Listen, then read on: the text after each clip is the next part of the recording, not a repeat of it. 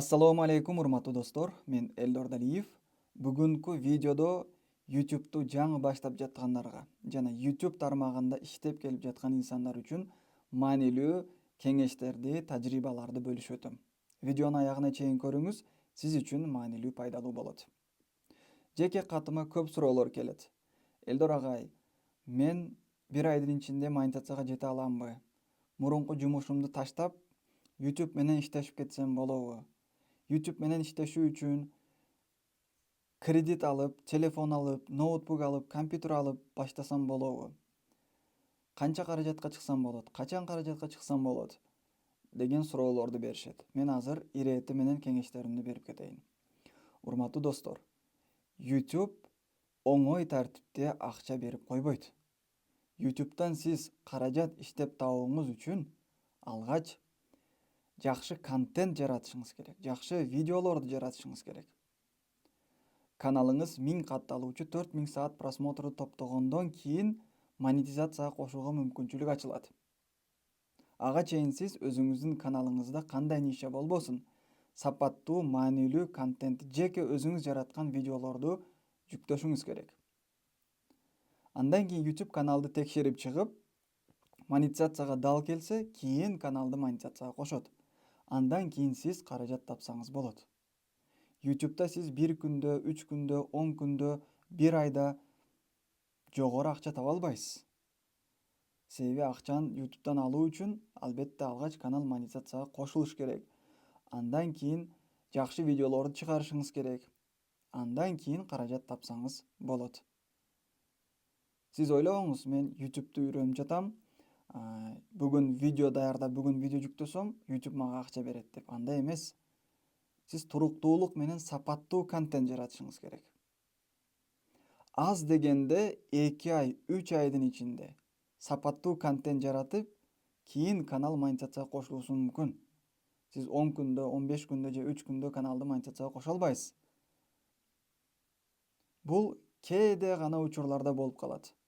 Мисалы 100 адамдан бирөөсүндө гана 3 күндө, 5 күндө же 15 күндө же 1 айда каналы монетизацияга жетүүсү мүмкүн. Көпчүлүк учурларда 2 ай, 3 ай, 6 ай, 1 жылдын ичинде каналдар монетизацияга кошулат. Ошону эске алыңыз. Андан кийин YouTube тармагына жаңы келдиңизби, түшүнбөйсүзбү, үйрөнүңүз бирөөдөн. Толук үйрөнүп, кийин баштаңыз. Эгерде сиз анимация тармагында адис болсоңуз, мисалы аниматор болсоңуз, сиз жакшы анимациялык видеолорду трендке байланыштырып жасап, 2-3 айдын ичинде каражатка чыксаңыз болот. Бирок бул үчүн дагы сиз анимацияны үйрөнүшүңүз керек. Ал эми анимацияны үйрөнүү үчүн дагы сизге билим керек, күчтүү адистен үйрөнүшүңүз керек. Андан кийин күчтүү компьютер керек. Ошону дагы эске алыңыз. Азыркы учурда YouTube'дун шарттары өзгөрүп жатат. Сиз азыр бирөөлөрдүн видеосун көчүрүп YouTube каналыңызга жүктөсөңүз, каражатка чыга албайсыз. Бул автордук укукту бузган болосуз. Ошондуктан сиз кайсы кесиптин ээси болбоңуз, өзүңүздүн кесипти мыкты деңгээлде аткарыңыз жана кошумча YouTube тармагын алып кетсеңиз болот. Мисалы доктор болосузбу, мугалим болосузбу, парикмахер болосузбу, же футболист болосузбу, же башка тармактын ээси уста болосузбу. Алгач устачылыгыңызды аткарасыз, андан кийин ошол тармакта эгер канал ачсаңыз, биргеликте кошо алып кетесиз. Ошондой нерсе, достор. YouTube оңой акча берип койбойт. 1 күндө, 10 күндө, 15 күндө сиз акча таба албайсыз.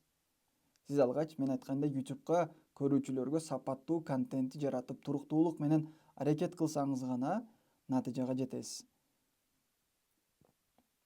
Бул кеңештерди өзүңүзгө сактап алыңыз, жазып алыңыз.